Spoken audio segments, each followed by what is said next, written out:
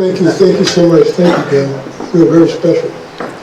What an honor and a blessing it is for me to be here this evening. Had a little adversity on the way here. I was on the train for over 5 hours. But I made it. It's not about what adversity do to you, it's about how you handle it during your lifetime. And many of us will have a lot of adversity before it's all over. I'm wearing this gold jacket tonight.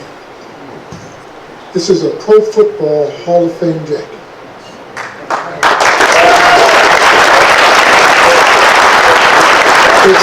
It's a place that honors the heroes of the game, preserve its history, promote its values, and celebrate excellence everywhere. Tonight, I'll celebrate the excellence of these student athletes. And that's what you are, student athletes. And it's not easy. And everybody in this room has something to do with the success of all of these student athletes.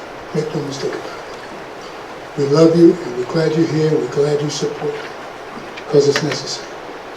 But I'm wearing this jacket because there's been 318 Pro Football Hall of Famers in 100 years. I'm 257. John Randall from the Vikings is 258. Emmitt Smith from the Cowboys is 259. Jerry Rice is 260. That's my class. But what I want to say to all these student athletes, the message I want to leave to you, all of you have an opportunity to wear a gold jacket. It takes such excellence to be great. But to be good, you need drive, determination, dedication, and desire. That's what it takes to be good. To be excellent and great, it takes commitment and sacrifice. And I can ask everybody in here, can you do these things? And they say, yeah, I can do that. And I can say, will you do it? Because it ain't about the can, it's will you. Because all of us can, but will we step up and do the things that we need to do to be great? My journey began right here at Troop Junior High School in Hell's High School. When I was growing up, they told me, Floyd, you ain't big enough, strong enough, smart enough, or fast enough to play in the national football. I heard Dale Carnegie say, what the mind can conceive, the body can achieve. And I saw myself playing at the highest level that you can be. How then can you tell me that I'm not big enough, strong enough, smart enough, or fast enough? Today, Bill Santillo was at my 10th Hall of Fame induction ceremony 3 weeks ago. Pro Football Hall of Fame, College Hall of Fame, Gator Bowl Hall of Fame. But I wasn't big enough, strong enough, and smart enough. I have a law degree, 2 doctorate degrees, bachelor's degree.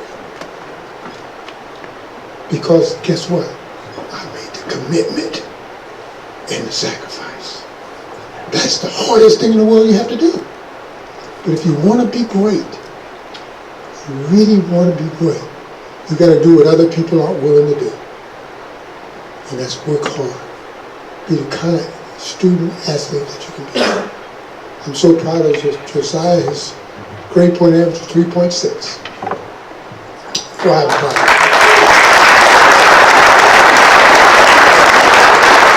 I think my acuity was 3.6. But nobody worked harder than me.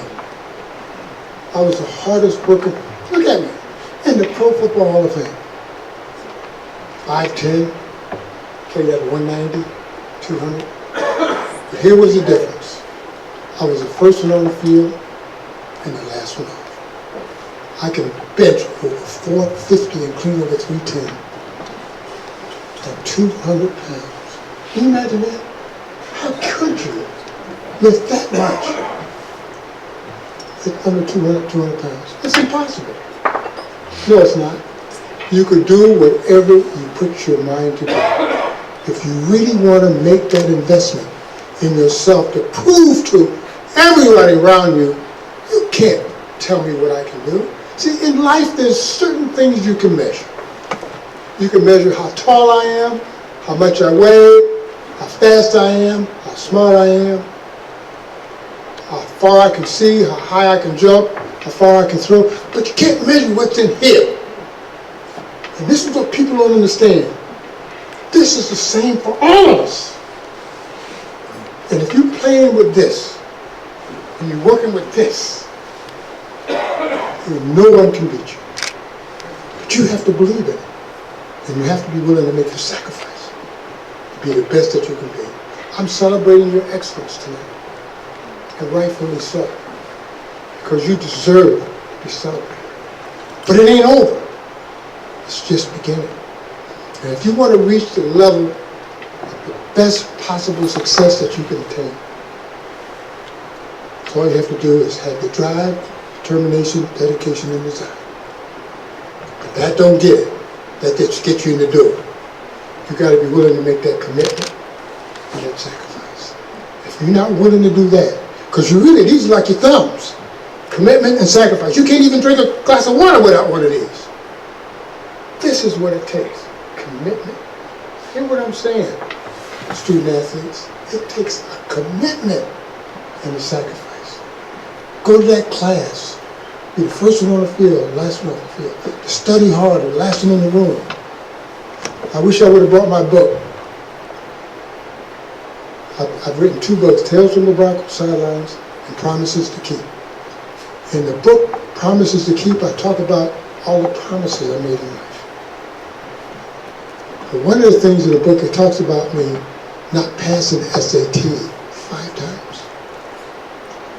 When I took the SAT, I got a 200. I was the happiest guy in the world. Didn't know you can get 1,600. I got 200. Nobody gets 200. It's impossible. You can't get everything wrong. I did. Everything. I didn't get one right. Out of 4-hour test. And I got back to, I was in military school at the time. And a friend of mine said, Floyd, what'd you get on your SAT? I said, I didn't get my scores yet. He said, what you got? He said, I got 1,400. 1,400? What the hell? What do you mean? Well, you get 600 just to sign your name. Or 200 just to sign your name, but nobody gets 200. You got to be able to get at least one right. Well, I had 200. So I broke a record right then and there. So I said, what are you going to do? He said, they give it 3 times, never take it again. So I said, okay, I'll take it with you. Well, I take it again. Here's the thing that really helped me. I don't want to take up too much of time, just tell you a little bit of the story. I have a photographic memory. I take pictures of things and I can remember them for a lifetime. So I went back to the next test, got the test, and I memorized all of the answers and had my professor help me through it. Vocabulary words, there's 20, started with cantankerous and then ended nostalgic. Page number 4, find the area of the trapezoid, side opposite the hypotenuse, is equal to subsquares the other 2 sides. Memorized. Got all the answers. Went back, it was a different test. What's this? They fooling me. So I took that one too. The next time I went back, it was the same test. The 5th time I took the test, and I talk about it in my book, it was the same test I took the second time. Oh boy, I took my coat off, took my tie off. 1,400.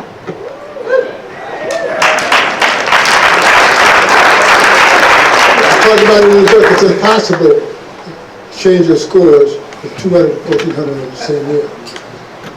So people from the Princeton who did the test came to Syracuse and said, we want to talk to this guy because somebody took the test with him.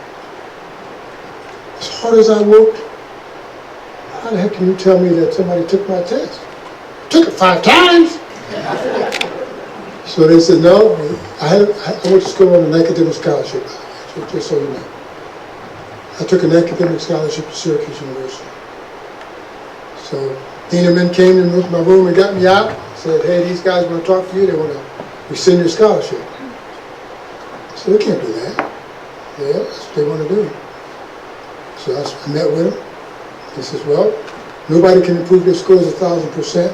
somebody took the test for you, and we're going to rescind your scholarship. I said, you have the test? We have the test. I said, take it out. I said, you should have 5 of them in there. Take out the last one. Take out the last one. I said, go to page 3. Turn to page 3. There's 20 vocabulary words, starting with cantankerous and ending in nostalgia. Which other one do you want? What? Turn to page 5. You got to find the area of the trapezoid. Slide opposite the hypotenuse is equal to some squares at the side. What? They said, you memorized the test? I said, I had to do what I had to do because I could do a test that you couldn't pass either. Turn to page 9. Find the circumference of a circle? Is that what that is? He said, yes, sir. So you deserve to be here because you're a genius. And I said, thank you. Took to law school aptitude test shortly after that. Guess what I got? 200. But I went to law school because I got several judges to sign a petition. And out of 300 students in the law school of judges, I graduated in the top 20%. So it just, don't let anybody tell you guys what you can or cannot do. If you're willing to make that commitment or that sacrifice, if you are willing to make a commitment and think about it. If you say to yourself, I'm going to do this, you can't tell me I can't. And you really can't. Do it. Show it. Prove it to them. Be the best that you can be. Go on from here. I started at Troop, went to Hill House. I'm in 10 halls of fame, 2 doctorate degrees, law degree, and a bachelor's. And I was right here on the streets with you guys are every day. So you can do it. I just want to congratulate you and thank you. And thank you, Bill Santillo, for allowing me this opportunity to have a talk with our future Hall of Famers. Thank you.